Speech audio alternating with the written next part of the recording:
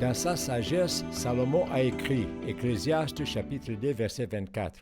« Il n'y a donc rien de mieux à faire pour l'homme que de manger, de boire et de jouir du bonheur au milieu de son labour. Mais j'ai constaté que cela aussi dépend de Dieu. Le pauvre doit être encouragé dans le travail que Dieu lui donne à faire et il doit le faire comme pour le Seigneur.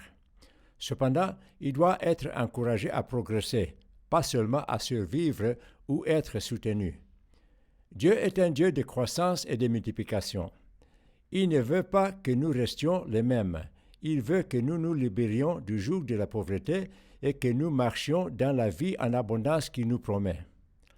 Il s'intéresse à ce que nous changions jour après jour, toujours plus à sa ressemblance, transformés de gloire en gloire. Quand nous tournons tout notre cœur vers lui et que nous nous engageons à marcher dans ses voies, il en résulte que notre ferme s'engage sur le chemin de meilleurs rendements et d'une rentabilité croissante. Pour que le pauvre sorte de la pauvreté, il doit faire des profits. Si vous ne faites pas de profits, vous faites des pertes. La voie de Dieu est que vous fassiez des profits, la croissance, pas le déclin. Si vous ne faites pas de profits, vous devez mendier, emprunter ou voler pour survivre. Subir des pertes et compter sur la distribution d'aide n'est pas la voie de Dieu. Beaucoup de fermiers commerciaux ne font que couvrir leurs dettes. C'est de la futilité et ce n'est pas du tout le plan de Dieu. Et voler s'oppose au commandement de Dieu. Ésaïe 48, 17, « Moi, je suis l'Éternel ton Dieu, et je t'instruis pour ton profit, je te fais cheminer dans la voie où tu marches. » On parle de profit lorsque le revenu est plus grand que la dépense. On parle de perte lorsque la dépense est plus grande que le revenu. Le plan de Dieu, c'est une rentabilité durable. La rentabilité durable, c'est exploiter son domaine de manière à ce que le revenu soit plus grand que les dépenses pour une période de temps infinie. Il y a deux manières d'améliorer la rentabilité. La première est d'améliorer le revenu et la seconde est réduire les coûts. L'agriculture, selon le principe de Dieu, fait les deux en augmentant significativement les récoltes et en réduisant les coûts. L'APD insère aussi l'élément durabilité dans l'équation en proposant une gestion fidèle de la terre que Dieu nous a confiée à nos soins. Gestion qui inclut la conservation du sol, de l'eau et des nutriments. La première instruction donnée à l'homme dans Genèse 2,15 était de cultiver et garder le jardin. Nous devons comprendre l'importance de garder la terre dans notre désir de faire du profit tout autant que de la cultiver. Luc 16,10 nous dit que si quelqu'un est fidèle dans les petites choses, on peut aussi lui faire confiance pour ce qui est important. Dieu veut que nous soyons de fidèles gérants de la terre, en faisant des profits durables grâce aux techniques de l'APD que l'on applique de bon cœur. Pour que l'agriculture, selon les principes de Dieu, offre une rentabilité durable, nous devons nous occuper de nos capacités de gestion et les améliorer. En février 2008, un délégué à l'une des formations a eu une vision formidable. L'agriculture, selon les principes de Dieu, nous révèle des clés qui nous ont été restées cachées depuis la création.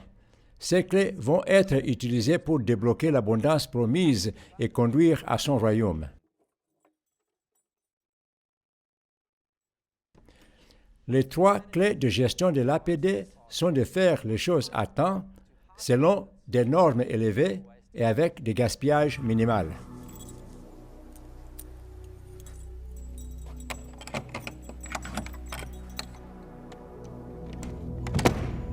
À temps. Genèse chapitre 1, versets 14 à 19. Et Dieu dit que dans l'étendue du ciel, il y ait des luminaires pour que l'on distingue le jour de la nuit, et pour marquer les saisons, les jours et les années. Que dans l'étendue du ciel, ils servent des luminaires pour illuminer la terre. Et ce fut ainsi. Dieu fit deux grands luminaires, le plus grand de deux afin qu'il préside au jour, et le plus petit pour présider à la nuit. Il fit aussi les étoiles, et il les plaça dans l'étendue du ciel afin d'illuminer la terre, de présider au jour ainsi qu'à la nuit, et de séparer la lumière des ténèbres. Et Dieu vit que c'était bon. Il y eut un soir, puis un matin, ce fut le quatrième jour. La création de Dieu au commencement nous donne la plateforme à partir de laquelle nous déterminons l'heure. La Terre tourne sur son axe en exactement 24 heures, créant le jour et la nuit.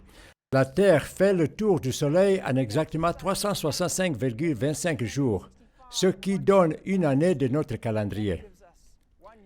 La Lune tourne autour de la Terre en un mois, ce qui donne nos 12 mois ainsi que les marées des océans. Notons que si la Terre se trouvait à 90 degrés par rapport au Soleil, le jour et la nuit seraient de durée égale et nous n'aurions pas de saison. Dans sa sagesse, Dieu a placé la Terre à 23,5 degrés, ce qui nous donne des saisons, chaque hémisphère étant au plus près du Soleil à un point de son orbite et au plus loin à un autre point. Dans l'hémisphère nord, le jour le plus long est le 22 juin, au solstice d'été. Le jour le plus court est le 21 décembre, au solstice d'hiver. Les équinoxes ont lieu le 20 mars et le 22 septembre, au milieu du printemps et de l'automne. Dans sa sagesse, Dieu a créé les jours, les mois, les années et les saisons pour montrer son caractère et sa discipline dans le respect des échéances. Dieu est le commencement et la fin, le créateur du temps. Il n'est jamais en retard. Il est toujours à l'heure. Ecclésiaste chapitre 3, verset 11. Dieu fait toutes choses belles en son temps. Et nous? Sommes-nous à l'heure? Arrivons-nous à l'heure à nos réunions? Faisons-nous attendre les gens? Est-ce que le respect des échéances est important pour vous? Cela devrait vraiment être le cas. On plaisante souvent en Afrique en disant que les Blancs ont des montres alors que les Africains ont le temps. Mon histoire avec le temps africain commence de manière amusante, mais finit très sérieusement. Elle a commencé il y a bien des années, après que j'ai fini d'enseigner l'APD au Malawi et au Zimbabwe pendant 18 jours. J'étais extrêmement fatigué et mon corps très affaibli. Je devais prendre l'avion pour quitter le Zimbabwe en début d'après-midi et être à la maison à Port Elizabeth en fin de soirée avec ma femme Nikki et mes deux fils Benjamin et Caleb. Je me réjouissais de rentrer à la maison et de retrouver ma famille, comme on peut l'imaginer. Je me suis préparé tôt pour être à l'aéroport à temps, ce qui signifie 2 heures avant un vol international. J'ai parlé à mes hôtes, qui devaient me conduire à l'aéroport, et leur réponse a été « Grant, ne t'inquiète pas, on n'est pas en Afrique du Sud, mais au Zimbabwe. Tu as le temps, viens manger et on s'arrangera pour que tu sois à l'aéroport à temps. » J'étais le seul à manger rapidement, puis je suis allé mettre ma valise dans la voiture pour être prêt. Mais il n'y avait pas de voiture. Quand elle est enfin arrivée, on m'a dit que le conducteur allait d'abord prendre son repas, puis on partirait. À partir de ce moment, j'ai commencé à voir les problèmes arriver et que ça serait serré. Mais quand on s'est mis en route et qu'il a fallu faire un petit saut à la gare, j'ai compris que j'avais des ennuis. Nous sommes finalement arrivés à l'aéroport et oui, vous l'avez deviné. Monsieur, l'embarquement a déjà eu lieu et l'avion décolle dans 20 minutes. J'ai supplié, plaidé ma cause, parlé avec désespoir au gérant, mais rien ne pouvait changer le fait que j'étais en retard et donc plus en mesure de monter à bord de l'avion. J'étais tellement en colère que j'aurais pu péter un câble, mais j'ai exercé la maîtrise de soi, je suis sorti de l'aéroport, j'ai jeté mes sacs à l'arrière de la voiture et nous sommes retournés en ville. En chemin, j'ai remarqué un bus commercial arrêté sur la rue principale et j'ai demandé au chauffeur de s'arrêter. Je suis sorti et ai demandé au conducteur du bus s'il restait des sièges libres. « Beaucoup, oui. Et nous partons dans 10 minutes, » m'a-t-il répondu. Quand je suis allé acheter mon billet, on m'a dit au guichet que le bus était malheureusement plein, mais le chauffeur m'a appelé pour me dire qu'il s'arrangerait. J'ai donc payé le 300 rand, j'ai sauté dans le bus et ça aurait dû en rester là. J'avais manqué un vol qui m'aurait ramené à la maison en 1h30. J'allais maintenant rentrer par une route de 16 heures, mais je me suis trompé. À l'approche de la première ville, le bus s'est arrêté et de nouveaux passagers y sont montés. J'étais assis sur le siège de quelqu'un. J'ai donc trouvé un autre siège plus à l'arrière du bus. À la ville suivante, plus de gens sont montés, avec des millions de moustiques. J'ai ainsi reculé de siège en siège jusqu'à ce qu'il ne reste plus de place après 4 arrêts. Je suis allé vers le conducteur qui a regardé, puis est venu voir s'il pouvait faire quelque chose pour que je ne sois pas assis par terre. Nous sommes allés tout au fond du bus, à côté des toilettes, et là, occupant des sièges, se trouvait l'homme le plus gros que je n'ai jamais rencontré. Ce monsieur était charmant, mais il était énorme. Le chauffeur lui a demandé de me céder le second siège qu'il avait acheté, ce qu'il a fait à contre-cœur. Il a trié son ventre vers lui, je me suis assis, puis il a reposé son ventre sur mes genoux. C'est ainsi qu'a commencé mon voyage en enfer. J'ai été dévoré vivant par les moustiques, dans cette qui était la position la plus inconfortable que je n'ai jamais connue. Au terminus à Johannesburg, j'ai dû payer 250 rand supplémentaires pour qu'un taxi me conduise à l'aéroport. J'ai dû user de persuasion pour acheter un autre billet d'avion que je n'avais rien pour payer. Et je suis finalement arrivé à la maison après un voyage de 24 heures au lieu de 4. Voyage très inconfortable et heureusement seulement un surcoût de 550 rand. Mais ce n'était pas encore fini. 2 semaines plus tard, j'ai formé des missionnaires de tout le Kenya et j'ai commencé à avoir des maux de tête violents que j'ai essayé de calmer avec des antidouleurs pendant plusieurs jours sans résultat. Après 5 jours, j'ai commencé à vomir et suis allé chez le médecin qui m'a immédiatement diagnostiqué la malaria.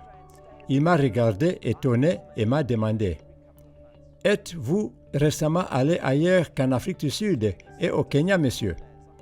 Quand il a entendu que j'étais allé au Zimbabwe, il a souri et a dit « Ah, c'est ça !»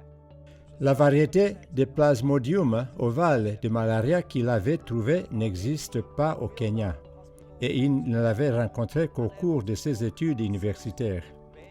Au cours de l'année suivante, j'ai eu au moins 5 attaques de malaria, puisque le parasite reste dormant dans le foie et se réveille de temps à autre. Le comble de cette histoire est arrivé pendant les vacances de Noël. Le lendemain de Noël, j'ai eu un accès de malaria. Alors que je vomissais, je me suis déplacé un disque vertébral, ce qui m'a tellement paralysé que j'ai passé 7 jours à l'hôpital. Je suis finalement sorti de l'hôpital sur un lit à roulettes, incapable de marcher, de m'asseoir, de me plier ou de bouger mes jambes. Ma femme s'est occupée de moi, couchée sur le dos pendant 2 mois. Il m'a fallu encore 2 mois avant de pouvoir marcher, puis encore 6 mois avant que je puisse voyager. Ce qui avait commencé comme une plaisanterie africaine sur le temps est devenu un cauchemar avec des conséquences handicapantes. Sois loué. À 2 ans plus tard, je vais bien mieux, mais je dois toujours faire attention. Je crois que Dieu m'a permis de vivre cette histoire pour que les conséquences handicapantes qui résultent des retards sur ce continent puissent être racontées avec puissance dramatique. Peut-être vous demandez-vous, comment peut-on être handicapé parce qu'on est en retard? Le premier, s'aimer à temps. Les saisons que Dieu a créées sont ses lignes directrices pour être à l'heure. Il existe de nombreux facteurs dans l'agriculture qui déterminent l'importance d'être à l'heure, la longueur de la journée, la pluie, la température, etc. Prenons la durée du jour comme exemple. Nous savons que dans l'hémisphère nord, le jour le plus long est le 22 juin. C'est le moment où la culture de maïs doit pouvoir profiter de toute la lumière du soleil disponible pour qu'il n'y ait pas de perte. Il faut donc que notre maïs soit planté bien avant le 22 juin pour s'assurer qu'il nous arrive déjà aux genoux ou, mieux, qu'il est découvert de lignes. Cela coïncide aussi avec la longue saison de pluie habituelle en Afrique de l'Ouest qui a lieu d'avril à juillet. En fait, dans la plupart des pays francophones, les pluies sont un facteur plus important que la durée du jour pour déterminer la planification. Au Zimbabwe, qui se trouve dans la région de précipitations estivales du sud de l'hémisphère, les recherches sur domaine Hinton ont montré qu'une perte de 120 kg de rendement de maïs par hectare par jour s'est produite lors de la semis après le 25 novembre. Ceci est simplement dû à la prédominance du facteur longueur de jour. Le déclin constant de ce graphique affiche clairement le rendement du 25 novembre jusqu'à ce que le potentiel de rendement soit nul en avril. Les principaux agronomes au Zimbabwe ont suggéré qu'en déplaçant la date de plantation nationale à partir de la fin de décembre, en avançant de seulement 2 semaines, doublerait le rendement national. Considérons maintenant qu'en Afrique du Sud, qui a une latitude inférieure à celle du Zimbabwe, les agriculteurs de subsistance plantent en moyenne après le 27 décembre. Cela signifie qu'ils ont 33 jours de retard, soit 33 fois 120 kg ou 3960 kg de potentiel de rendement perdu, juste en raison de la plantation en retard. Ils ont échoué avant qu'ils ne commencent pour ne pas avoir été préparés à temps. Semer en retard handicape le pauvre de telle sorte qu'il ne peut pas bénéficier de la vie en abondance promise par Dieu. Pour être prêt à semer, il faut connaître les dates de semailles optimales de votre région et toujours être prêt 3 semaines avant ces dates, au cas où la pluie serait en avance.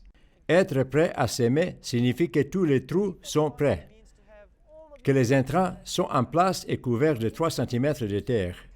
Pour faire cela, il faut compter 6 semaines pour creuser les trous et 2 semaines pour mettre les intrants sur 1 hectare. Par exemple, en Afrique du Sud, au Lesotho, en Zambie, au Zimbabwe, au Mozambique et au Malawi, les dates de semailles optimales sont du 10 au 25 novembre, en prenant compte le jour le plus long, le 22 décembre, et le schéma moyen des pluies. Vous devez donc être prêt à semer fin octobre et par conséquent, commencer à préparer les stations début septembre. Dans ces zones, les facteurs qui déterminent le bon moment sont la durée du jour et les pluies, tous les deux. En RDC, au Kenya et en Ouganda, le facteur déterminant le choix du bon moment est la pluie. Puisqu'ils sont très proches de l'équateur, le facteur durée du jour est négligible pour les cultures. Dans ces régions d'Afrique centrale, les longues pluies tombent de mars à juillet. Donc, il faut être prêt à semer fin février. Pour être prêt à temps, commencez à préparer vos stations en janvier. Dans toutes les régions et sous tous les climats, nous n'encourageons pas le semail à sec. Fixer la date de semail sur la durée du jour est un facteur, pas une règle. Et ça ne peut pas dominer sur une arrivée tardive de la pluie. Semer à sec est trop risqué et coûteux, puisqu'on a souvent assez de pluie pour permettre la germination, mais pas suffisamment pour que les plantules survivent à un épisode de sécheresse. On constate aussi d'importantes pertes de semences à cause des oiseaux et des rongeurs. En tant qu'agriculteur, vous devez comprendre quels sont les facteurs déterminant de bons moments dans votre région et planifier votre travail en conséquence afin d'être prêt à temps. Pour un homme qui travaille 5 heures par jour, il faut seulement 7 jours pour désherber 1 hectare quand les mauvaises herbes font 2,5 cm de haut. Il faut au même homme 14 jours pour le même hectare quand les mauvaises herbes font 30 cm de haut. Cependant, le cycle de vie des mauvaises herbes dure 10 jours. Désherber à temps laisse donc 3 jours de repos. Si on a commencé en retard, on finit le désherbage avec 4 jours de retard sur le cycle et on est donc incapable de rattraper le retard sans aide extérieure, ce qui est coûteux. Désherber à temps permet de maîtriser les mauvaises herbes et de les empêcher de voler la lumière, l'eau, les nutriments et l'espace à nos cultures. Remettre à la semaine prochaine ce qui devrait être fait maintenant est préjudiciable aux cultures et aux bénéfices, donc nous devons désherber à temps. Chaque étape de notre procédure, pas à pas, comporte un élément à temps. Que ce soit préparer les stations de plantage, la mise en place des engrais, les semailles, l'éclaircissement, le désépandage d'engrais de surface, le désherbage, la récolte et le fait de coucher les tiges secs, tout exige la discipline. Chronologie idéale pour la production dans les régions de pluie estivales de l'Afrique du Sud. Préparation des trous en septembre.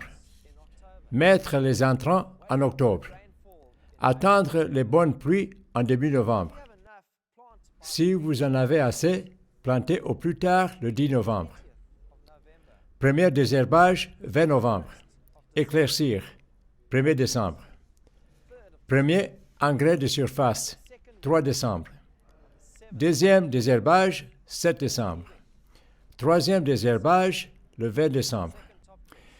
Deuxième engrais de surface, 1er février. Faire le compost, mi-février. Saclage, mi-mars. Récolte, avril.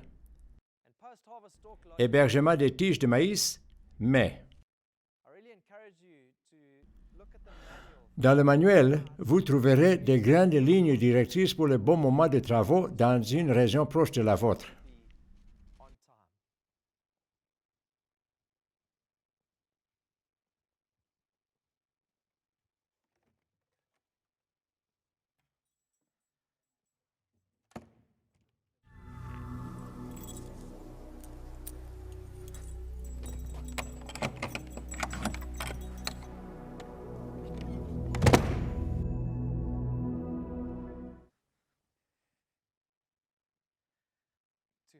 Selon des normes élevées.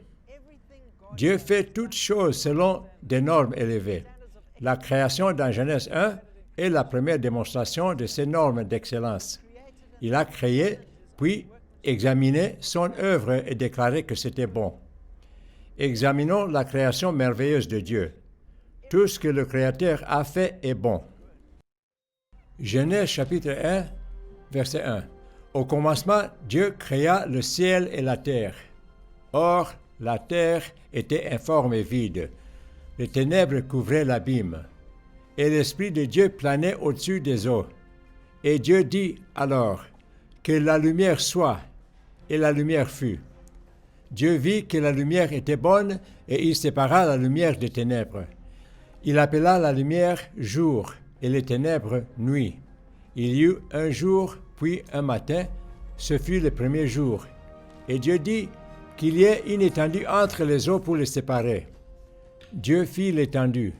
Il sépara les eaux d'en dessous de l'étendue des eaux d'au-dessus, et ce fut ainsi. Dieu appela l'étendue ciel. Ainsi il y eut un soir, et il y eut un matin. Ce fut le second jour. Dieu dit que les eaux qui sont au-dessus du ciel se rassemblent en un seul lieu, et que le sec paraisse. Et cela fut ainsi. Dieu appela le sec terre, et il appela l'amas des eaux mer. Dieu vit que cela était bon. Puis Dieu dit que la terre produise de la verdure, de l'herbe portant de la semence, des arbres fruitiers donnant du fruit et ayant en eux leur semence selon leur espèce. La terre fit germer de la verdure, de l'herbe portant sa semence selon sa sorte, et des arbres produisant du fruit selon leur sorte, portant chacun sa semence. Et Dieu vit que c'était bon. Et Dieu dit que dans l'étendue du ciel, il y ait des luminaires pour que l'on distingue le jour de la nuit, pour marquer les saisons, les jours et les années. Que dans l'étendue du ciel, ils servent des luminaires pour illuminer la terre. Et ce fut ainsi. Dieu fit 2 grands luminaires, le plus grand de 2 afin qu'il préside au jour, et le plus petit pour présider à la nuit. Il fit aussi les étoiles, et il les plaça dans l'étendue du ciel afin d'illuminer la terre, de présider au jour ainsi qu'à la nuit, et de séparer la lumière des ténèbres. Et Dieu vit que c'était bon. Il y eut un soir puis un matin, ce fut le 4e jour. Et Dieu dit que les eaux foisonnent d'une multitude d'animaux vivants, et que des oiseaux volent dans le ciel au-dessus de la terre. Alors Dieu créa les grands animaux marins et tous les êtres vivants qui se meuvent et foisonnent dans les eaux selon leur sorte, et tous les oiseaux ailés selon leur sorte. Et Dieu vit que c'était bon. Et il les bénit en ces termes. Soyez féconds, multipliez-vous, remplissez les eaux des mers, et que les oiseaux aussi se multiplient sur la terre. Il y eut un soir, puis un matin, ce fut le 5e jour. Et Dieu dit que la terre produise des êtres vivants selon leur sorte, des bestiaux, des reptiles et des insectes, et des animaux sauvages selon leur sorte. Et ce fut ainsi. Dieu fit les animaux sauvages selon leur sorte. Il fit les bestiaux selon leur sorte, les reptiles et les insectes selon leur sorte. Et Dieu vit que c'était bon. Et Dieu dit, faisons les hommes pour qu'ils soient notre image, ceux qui nous ressemblent, qui dominent sur les poissons de la mer, sur les oiseaux du ciel, sur les bestiaux sur toute la terre et sur tous les reptiles et les insectes. Dieu créa les hommes pour qu'ils soient son image. Il les créa pour qu'ils soient l'image de Dieu. Il les créa hommes et femmes. Dieu les bénit en disant, « Soyez féconds, multipliez-vous, remplissez la terre, rendez-vous-en maîtres, et dominez les poissons des mers, les oiseaux du ciel, et tous les reptiles et les insectes. » Et Dieu dit, « Voici, je vous donne, pour vous en nourrir, toute plante portant sa semence partout sur la terre, et tous les arbres fruitiers portant leurs semences. Je donne aussi à tout animal vivant sur la terre, aux oiseaux du ciel, à tout animal qui se meut à ras de terre, et tout être vivant, toute plante verte pour qu'ils s'en nourrissent. » Et ce fut ainsi. Dieu considéra tout ce qu'il avait créé et trouva cela très bon. Il y eut un soir, puis un matin, ce fut le 6e jour. Ainsi furent achevés les cieux et la terre et toute leur armée. Dieu acheva au 7e jour son œuvre qu'il avait faite, et il se reposa au 7e jour de toute son œuvre qu'il avait faite. Dieu bénit le 7e jour et il le sanctifia, parce qu'en ce jour il se reposa de toute son œuvre qu'il avait créée et faite. Voici les origines des cieux et de la terre quand ils furent créés. Romains, chapitre 1, verset 20. Car depuis la création du monde, les perfections invisibles de Dieu, sa puissance éternelle et sa divinité se voient dans ses œuvres quand on y réfléchit. Ils n'ont donc aucune excuse. Dieu désire que ses enfants révèlent sa gloire, mais cela ne peut pas se faire si nous ne nous repentons pas de nos voies pécheresses qui ont pour conséquence notre aveuglement. Lorsque nous soumettons nos vies à la Seigneurie de Jésus-Christ et que nous marchons avec lui, il commence à se révéler à nous dans des voies toujours plus grandes. Nous apprenons à apprécier la création de Dieu et à en prendre soin. Nous découvrons ce qu'il a prévu et le mettons en pratique comme lui le fait.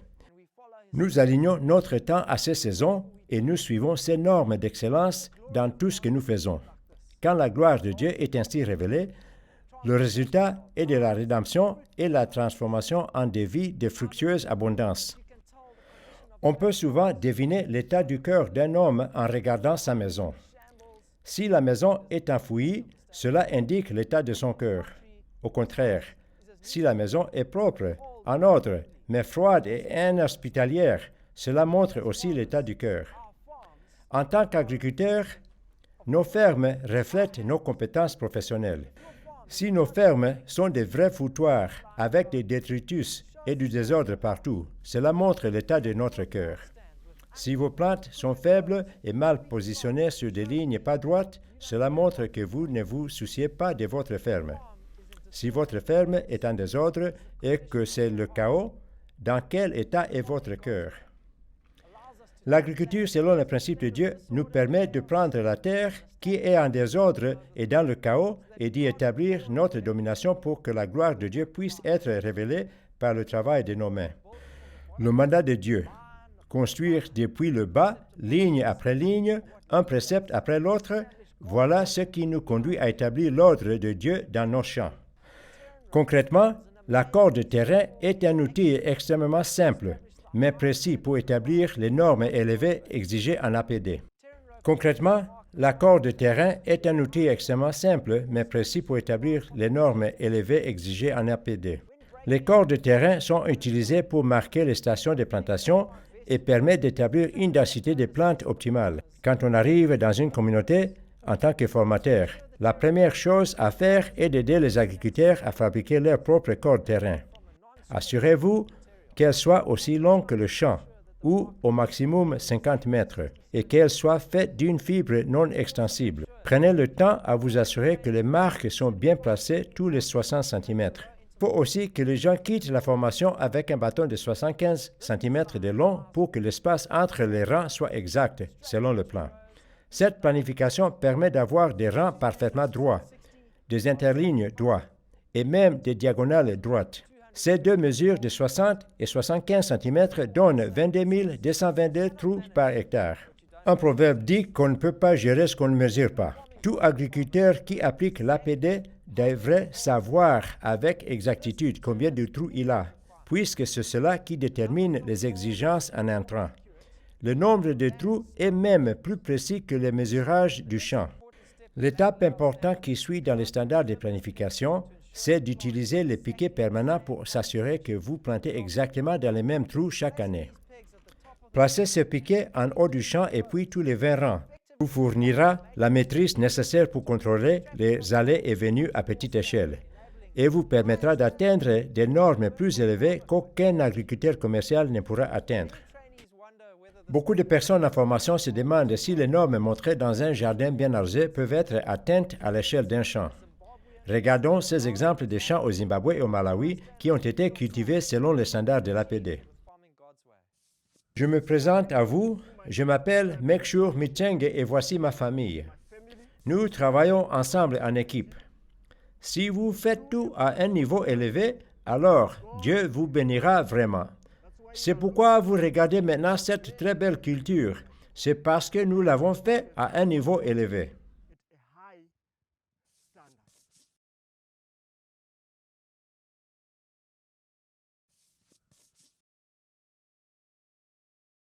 Dixon Chouali est un dirigeant qui m'inspire beaucoup et de qui j'ai énormément appris ces dernières années. J'ai toujours encouragé les agriculteurs à former des groupes de 5 dans une région pour qu'ils puissent prier, se conseiller et s'entraider dans leur mise en pratique de l'APD. Dixon a dans son groupe des femmes âgées et très fragiles. L'équipe les aide à mettre en place leurs champs. Ils mesurent la ligne de base avec la corde de terrain à intervalles de 60 cm sur les piquets permanents et creusent tous les trous du premier rang.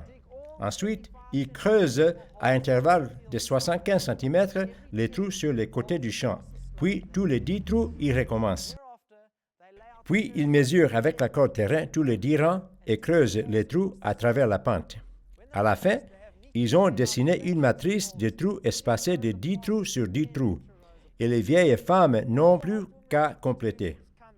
Les membres de l'équipe n'ont pas le temps de leur préparer tout le champ, mais en faisant cela, ils permettent à ces dames âgées et fragiles de marcher dans les bénédictions, de faire les choses avec des hauts standards. Dieu doit trouver beaucoup de plaisir à voir comment cette équipe considère les plus faibles et s'humilie pour les servir de manière si désintéressée. C'est cela les voies de Dieu. Donner ce qu'on a sans rien attendre en retour.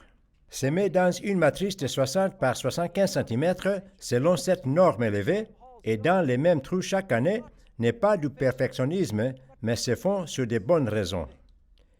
Les nutriments laissés par les cultures précédentes sont facilement accessibles pour la culture suivante. La texture de la terre s'améliore et devient plus facile à travailler. Les racines décomposées des cultures précédentes améliorent la fertilité de la terre et laissent des canaux qui facilitent la croissance des racines et permettent une bonne pénétration de l'eau.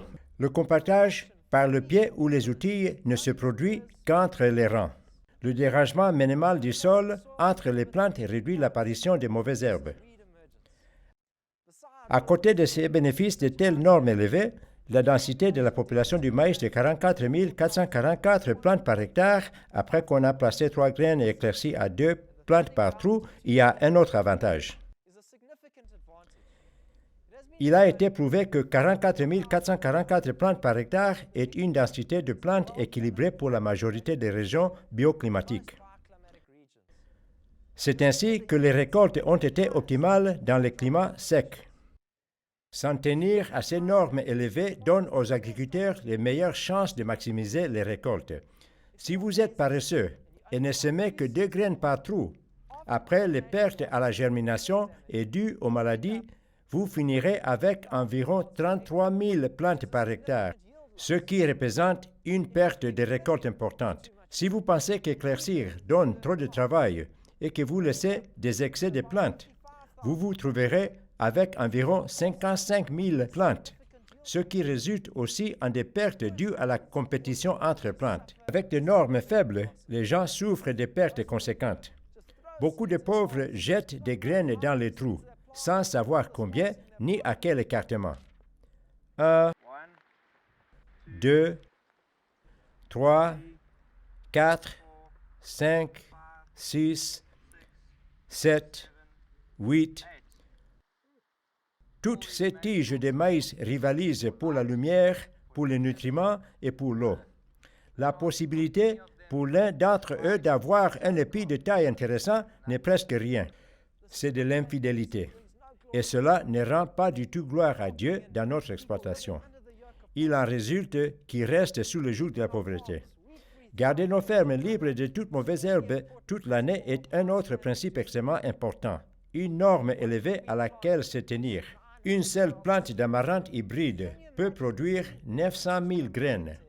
Vous pouvez imaginer donc le nombre de semences produites sur un hectare si on les laisse produire des graines. Nous devons mettre en pratique des normes élevées et nous assurer que nous ne laissons pas les mauvaises herbes produire des graines. Pour cela, nous devons désherber quand les mauvaises herbes sont petites et ne jamais les laisser produire des graines. Vous vous rappelez probablement le témoignage de Dixon, qui dans sa première année de culture, selon APD, a connu une sécheresse sévère et n'a récolté que 5 sacs. Cependant, en comparaison avec ses frères dont la récolte était nulle, il avait bien réussi. Ce que vous ne savez pas, c'est qu'au cours de cette première année, il n'avait aucune couverture à sa disposition. Il est donc allé couper des roseaux à la rivière et les a portés dans son champ. Il a ainsi pu couvrir 20 mètres sur 30 de son champ, soit 600 mètres carrés sur un total de 47 000 mètres carrés. Il n'avait ainsi couvert que 13% de son champ, mais cette zone était couverte à 100%. C'est elle qui a fourni 4 sacs de la récolte, alors que le reste du champ n'a donné qu'un. La zone couverte a permis un résultat 27 fois supérieur au reste du champ. Je rencontre souvent des agriculteurs qui discutent de leurs résultats médiocres avec l'APD. Quand je vais dans leur champ, je découvre qu'il n'y a pas de couverture de Dieu. L'APD n'est pas agriculture selon les principes de Dieu sans la couverture de Dieu. La norme d'excellence avec la couverture de Dieu est une couverture de 100% de la surface. Dans les évaluations que nous faisons des communautés agricoles, le pourcentage de couverture du sol est doté du plus grand poids de toutes les données évaluées, puisque son importance est capitale. Si vous avez une couverture de 30% et que vous faites tout le reste correctement, vous n'êtes qu'à mi-chemin. Apportez dans le champ la couverture toute l'année. Faire pousser des cultures de couverture, protéger les champs des animaux qui veulent y brouter. Faites ce qu'il faut pour augmenter le pourcentage de couverture à 100% dès que possible. Nos traditions ont rejeté cet incroyable don de Dieu et il est temps que les agriculteurs redonnent à cette ressource la place qui lui revient dans leurs fermes, en couvrant le sol avec la couverture de Dieu au même standard que Dieu nous le montre dans sa création. J'encourage tous ceux qui enseignent l'agriculture selon les principes de Dieu à ne pas se montrer jugeants de ces standards, mais à démontrer de la grâce et à considérer les standards d'excellence comme un processus de discipulat. Les standards d'excellence que nous établissons s'enracinent dans la grâce du Seigneur Jésus-Christ et ne relèvent pas du perfectionnisme. De même que Christ nous a aimés quand nous étions pécheurs, il nous a appelés à lui et a écrit nos noms sur le livre de vie. Il a payé le prix ultime pour que nous connaissions sa grâce et sa miséricorde et que nous soyons appelés par son nom. Rien de ce que nous ayons pu faire ne nous aurait préparés à ce privilège. Nous devons rester suffisamment humbles pour demander à Dieu ses directives et qu'il nous guide. Encourageons tous les agriculteurs de l'APD à embarquer dans ce voyage vers le dessein rédempteur de Dieu. Les intrants offrent un bon exemple de la différence entre l'excellence et le perfectionnisme. Chaque agriculteur doit donner des intrants avec abondance. Cela fait partie de la toute-suffisance de Dieu. La terre de fourmilière a un potentiel moindre que les autres engrais, mais soyons fidèles avec ce qu'on a, et Dieu ajoutera le plus. Les standards élevés sont déterminés par la précision et des volumes que l'on place dans chaque trou, pas par la sorte d'intrants utilisés. Il est futile de mesurer les récoltes en les comparant au potentiel des autres intrants. La deuxième année, ce même agriculteur qui a utilisé la terre de fourmilière comme engrais de fond devrait avoir du compost prêt, ce qui a le potentiel de rendre les récoltes bien meilleures et qui est gratuit à fabriquer.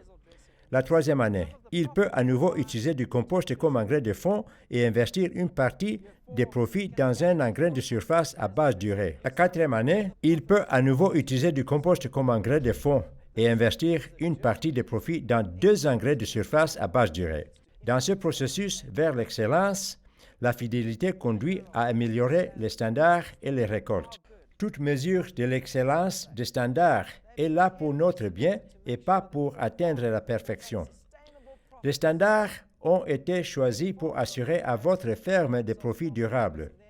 Beaucoup d'agriculteurs sont très gênés de dire qu'ils sont agriculteurs parce qu'à leurs yeux, l'agriculture est la plus basse des occupations. Pourvoient aux besoins de leur famille, font des profits durables et relèvent la tête. Leurs fermes ont fière allure et ils deviennent des modèles dans leur communauté. Ils donnent librement et équipent les autres. Leur leadership de serviteurs les fait de plus en plus respecter dans leur communauté. Leur leadership de serviteurs les fait de plus en plus respecter dans leur communauté. Le processus vers des standards d'excellence en Dieu fait que la gloire de Dieu se révèle dans les cœurs de ses enfants et sur leur terre. Colossiens 3, verset 23. Quel que soit votre travail, faites-le de tout votre cœur, et cela par égard pour le Seigneur et non par égard pour des hommes.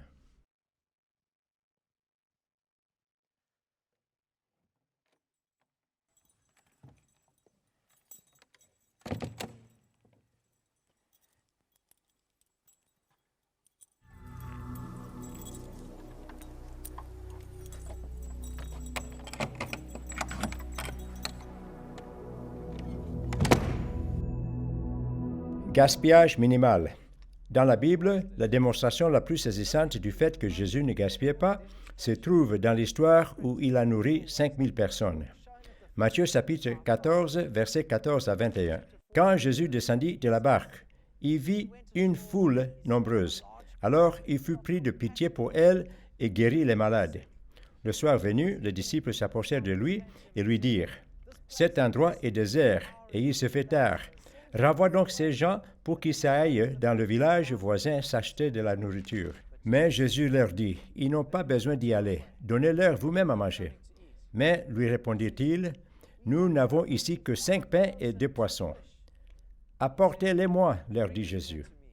Il ordonna à la foule de s'asseoir sur l'herbe, puis il prit les 5 pains et les 2 poissons. Il leva les yeux vers le ciel et prononça la prière de bénédiction. Ensuite, il partagea les pains et en donna les morceaux aux disciples qui les distribuèrent à la foule.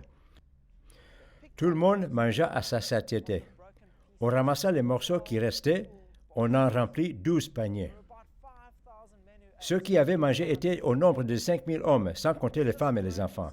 Ce miracle a été raconté bien de fois, comme il montre la puissance et l'autorité de Jésus pour faire des miracles. Et cependant, je me demande combien de fois le ramassage de restes a été même souligné. Le fait que 12 paniers de restes aient été rassemblés nous montre clairement que l'homme est gaspilleur, qu'il met de côté des choses dont il n'a pas besoin immédiatement, même si elles sont apparues par un tel miracle. Si nous regardons autour de nous dans notre monde actuel, nous voyons ce gaspillage à l'œuvre. Nous, enfants de Dieu, gaspillons tant des dons qu'il nous fait et cela lui importe. Les gens ne se soucient pas du gaspillage, mais Dieu, oui. Il faut que nos caractères soient travaillés par Dieu pour que nous soyons de plus en plus transformés à son image. Nous devons apprendre qu'il est important de limiter tant que possible le gaspillage. Jésus a dit : « Le Fils ne peut rien faire de sa propre initiative. Il agit seulement d'après ce qu'il voit faire au Père. Tout ce que fait le Père, le Fils le fait également. » En ramassant les restes de pain et de poissons qui allaient être jetés et en limitant le gaspillage, Jésus montrait l'un des secrets du caractère de son Père. L'homme gaspille. Dieu limite au maximum le gaspillage. Dans la création, les preuves de cet attribut de Dieu sont si nombreuses qu'il est impossible de les ignorer. L'énergie pour entraîner tous les cycles de gaspillage au minimum dans la création est fournie par le Soleil. La radiation à ondes courtes pénètre dans l'atmosphère, chauffent les océans et la surface de la Terre, ce qui génère les courants et les vents qui sont à la base des climats. Les ondes courtes sont ensuite renvoyées dans l'atmosphère sous forme de radiation à ondes longues qui donnent la chaleur nécessaire à l'environnement vital pour la survie de toutes les formes de vie. La chaleur provoque de l'évaporation à la surface des océans, lacs et rivières et de l'évapotranspiration des végétaux. Tout cela forme l'humidité atmosphérique qui se refroidit en gagnant de l'altitude où elle forme les nuages et puis les précipitations. Le cycle de l'eau ne laisse aucune place au gaspillage d'eau. La pluie qui tombe voit son énergie cinétique brisée par la couverture de Dieu. Grâce à toute la vie présente dans le sol, l'eau pénètre profondément, avec des pertes par ruissellement minimales. Même le système de stockage profond de l'eau, comme les nappes phréatiques et les champs de glace des calottes glaciaires, sont des stockages à long terme pour le cycle de l'eau. Rien ne se perd dans ce système. C'est ainsi que Dieu fait. Les plantes prennent le dioxyde de carbone et en utilisant l'énergie des ondes courtes du soleil, elles fabriquent des glucides et rejettent de l'oxygène comme sous-produit. Ce processus, la photosynthèse, est à la base de toute vie sur Terre. Sans cette production des glucides à partir de CO2 créés par Dieu, aucune autre vie n'aurait les éléments de construction pour survivre. Dans la chaîne alimentaire, les plantes sont mangées par les animaux et les oiseaux, qui utilisent l'énergie des glucides et rejettent du dioxyde de carbone dans l'atmosphère comme sous-produit. Une partie du carbone des animaux est transférée dans le sol via le fesses ou la mort et retourne ainsi dans le cycle. Les plantes qui meurent sont décomposées par les bactéries et les champignons et remettent du dioxyde de carbone dans le cycle. Même les matières végétales enterrées au cours d'inondations, des mouvements de la Terre dus au volcanisme ou la tectonique des plaques ont formé les combustibles fossiles que nous utilisons dans la technologie de notre monde moderne. Rien n'est gaspillé. Dans sa sagesse incroyable, Dieu a fait sa création de telle manière qu'il y a des cercles dans toutes les formes de vie qui se lient les uns aux autres dans un équilibre délicat où rien ne se perd. La gloire de Dieu est évidente dans sa création. S'il y a des interférences dans ces équilibres fragiles, les cycles de la vie sont altérés et il faut des centaines d'années pour que l'équilibre soit retrouvé. Un exemple classique de la destruction de l'équilibre par l'activité humaine où l'homme prend sans rien donner en retour nous est fourni par la destruction à grande échelle de la forêt de bois dur en Afrique. Les forêts sont détruites par l'agriculture sur abatis brûlés, la fabrication de charbon, les exportations de bois dur et de construction. Partout dans le continent, les cicatrices de ce que furent jadis les magnifiques forêts africaines sont maintenant des jungles de buissons exotiques et de mauvaises herbes.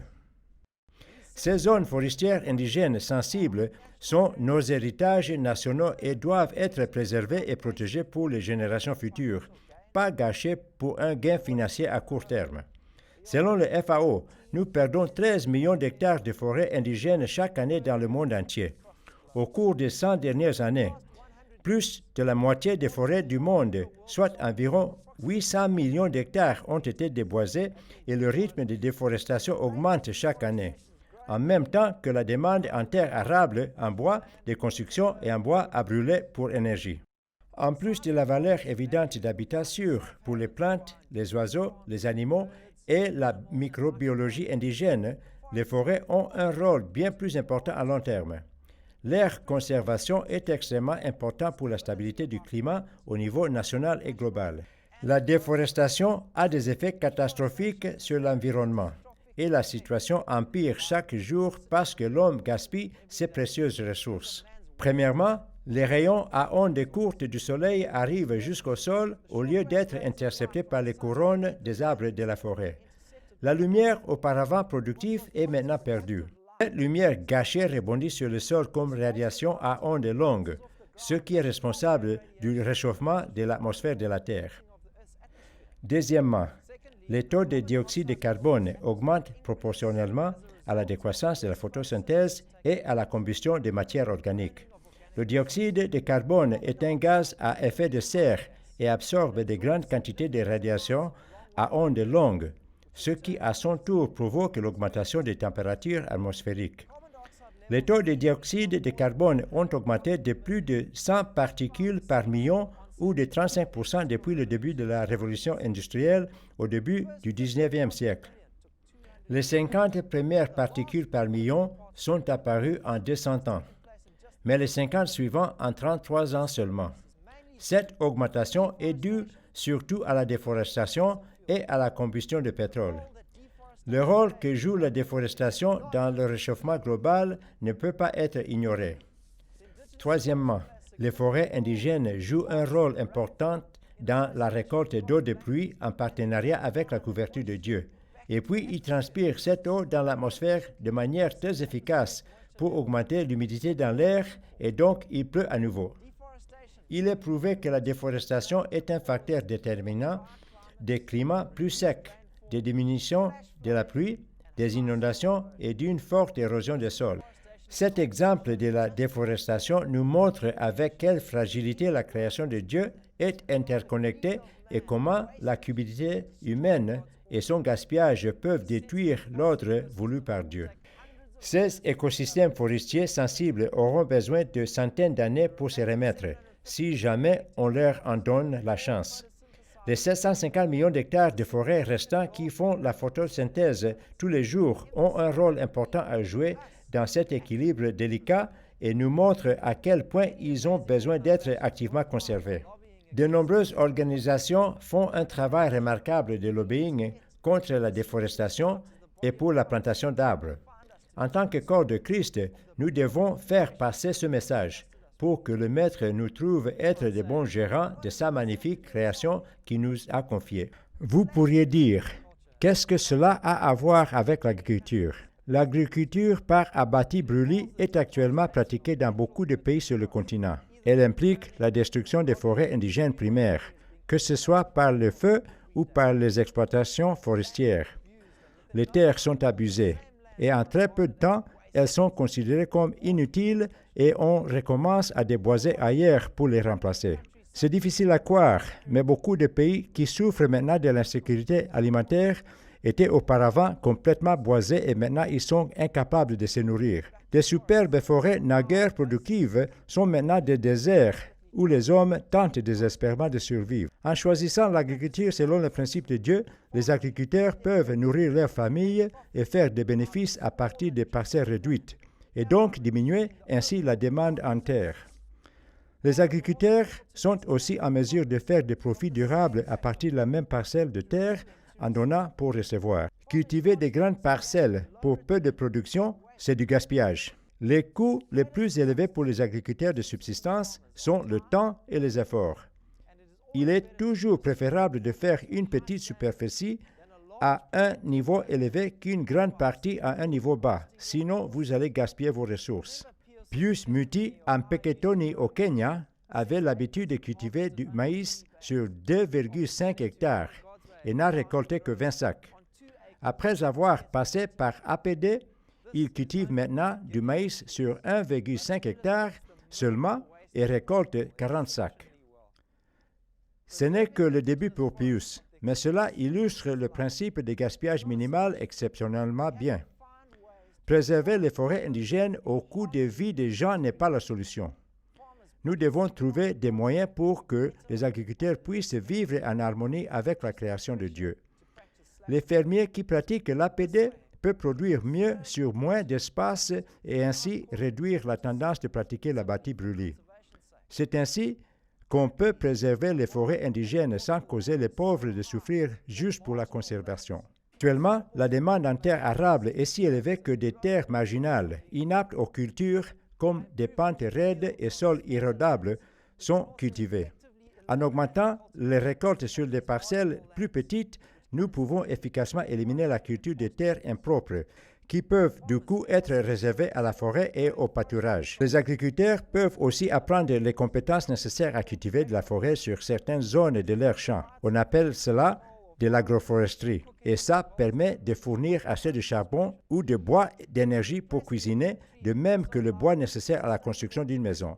Remplacer les arbres éclaircis permet d'avoir une source durable de bois pour tous les besoins de la famille de l'agriculteur. Cela prouve qu'il existe des manières proactives pour que les agriculteurs ne gaspillent pas les précieuses ressources des forêts indigènes. Un autre domaine où l'agriculture est coupable de gaspillage est l'érosion du sol. Les scientifiques de Pointe en Afrique estiment les pertes dues à l'érosion entre 55 et 250 tonnes de terre par hectare. Cela représente entre 1100 et 5000 sacs de terre perdus comparé à un rendement moyen de 7 sacs de maïs par hectare. Ce n'est pas seulement du gaspillage, mais aussi de l'infidélité. Le gaspillage vient entièrement du fait que l'homme s'appuie sur ses propres compréhensions, labourant et brûlant les restes des récoltes. Les essais effectués à la station de recherche agricole de Cedera, en Afrique du Sud, montrent clairement qu'avec un seul orage, le sol cultivé de manière conventionnelle perd de 90% de l'eau de pluie par ruissellement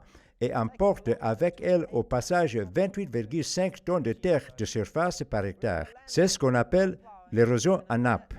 Tandis que le sol qui n'avait pas été labouré et qui était couvert à 80% de la couverture de Dieu n'a perdu que 6% de l'eau de pluie et 1 tonne de terre par hectare. Beaucoup de gens plaisantent sur le fait que la terre est ce que l'Afrique exploite le plus. Mais ce n'est que le témoignage de notre infidélité quant à la terre qui nous est confiée. L'érosion du sol est un indicateur de deux choses. D'une part, nous n'accordons pas au don de Dieu la valeur qu'il mérite, et d'autre part, notre niveau de gaspillage est très élevé. La destruction des sols les rend peu profonds et moins fertiles, jusqu'à ce que la bonne terre de surface soit partie et que seules restent les couches plus profondes mais pauvres. Avec ce genre de destruction, il est impossible de faire des profits durables. Gaspiller la pluie et la terre a des conséquences pour tout l'écosystème en aval, qui vont des inondations subites à l'envasement des cours d'eau, entre autres effets néfastes. La couverture de Dieu est la clé primaire que Dieu nous donne pour minimiser les pertes de terre et d'humidité avec bien d'autres effets bénéfiques. La couverture de Dieu, c'est l'or de l'agriculture, et je ne vois aucune bonne raison de brûler cette ressource précieuse. Chacune des étapes dans le processus de l'agriculture selon le principe de Dieu a été choisie avec soin pour assurer que les principes de gaspillage minimal soient atteints. Le processus est très simple à suivre pas à pas, mais les raisonnements derrière de cette simplicité sont intentionnels et complexes. Par exemple, l'espacement de 60 sur 75 cm et une densité de 44 444 assure que la couverture de ligne a lieu tôt, ce qui est important pour permettre à la culture de capter autant de lumière que possible pour la photosynthèse tout en utilisant une surface limitée à son meilleur potentiel. Placer les intrants, fumier, compost ou terre de fourmilière directement dans chaque trou permet que les racines aient un accès rapide aux nutriments disponibles. La pratique traditionnelle de disperser les nutriments des engrais chimiques ou organiques les dilue et les gaspille, tout en offrant aux mauvaises herbes de meilleures chances qu'à notre culture. Placer les intrants, fumier, compost ou terre de fourmilière directement dans chaque trou permet que les racines aient un accès rapide aux nutriments disponibles. La pratique traditionnelle de disperser les nutriments des engrais chimiques ou organiques les dilue et les gaspille, tout en offrant aux mauvaises herbes de meilleures chances qu'à notre culture. Bien que le temps soit une clé de gestion, il faut aussi le considérer comme une ressource. Labourer un champ n'est pas seulement le détruire, c'est aussi une perte importante du temps précieux. J'ai entendu avec plaisir de nombreux témoignages d'agriculteurs APD qui passaient 2 fois moins de temps à préparer leur terre puisqu'ils ne labouraient plus, mais qui en passaient 3 fois plus à récolter et à engrainer tant leur récolte était meilleure qu'avant. Les exploitants commerciaux conventionnels dépensent 3 fois plus d'argent pour préparer la terre que ceux qui ne labourent pas. C'est aussi vrai pour les agriculteurs à petite échelle qui payent des montants substantiels à des jeunes gens forts pour labourer leurs champs. Au lieu de ce gaspillage, même des agriculteurs âgés, faibles ou malades peuvent préparer leurs trous en faisant quelques rangs chaque jour à leur rythme, bien avant que les pluies n'arrivent. Dieu peut récupérer n'importe quoi, le faisant passer de la destruction à la promesse. même des ravines de 20 mètres de profondeur, des zones de déforestation expansive ou des sols dégradés. Je me rappelle comment, dans une région du Malawi appelée Tomali, j'ai planté un jardin bien arrosé dans un sol stérile et aussi dur que le ciment. Après une année, quand on a replanté le jardin, on pouvait mettre les doigts dans le même sol. Et après 2 ans, la couleur et la texture de la terre avaient miraculeusement changé. Le sol était sombre, Friable et plein de matière organique avec beaucoup d'aération et des canaux creusés par les insectes qui avaient activement transformé un désert en une terre qui portait les signes de la promesse. Ésaïe chapitre 51 verset 3. Oui, l'Éternel va consoler Sion, et de ses ruines il aura compassion. Il rendra son désert semblable au paradis. La steppe deviendra comme un jardin de l'Éternel. La joie et l'allégresse y régneront, et l'on y entendra de la musique et des chants de reconnaissance. Alors que juste en dehors de ce jardin, où les voix de l'homme prévalaient, le sol est resté dans son état de dégradation, sans vie et sans espoir. Le Seigneur est un maître exigeant, et sa parole nous dit que si nous sommes infidèles même avec peu, il nous le reprendra. Dieu juge chacun selon la mesure qu'il lui a donnée. Et si nous sommes trouvés infidèles, il la donnera à quelqu'un plus fidèle que nous. Je vous encourage à évaluer tous les domaines de votre vie et de vos pratiques agricoles et les aligner à l'attribut de Dieu qu'est le gaspillage minimal.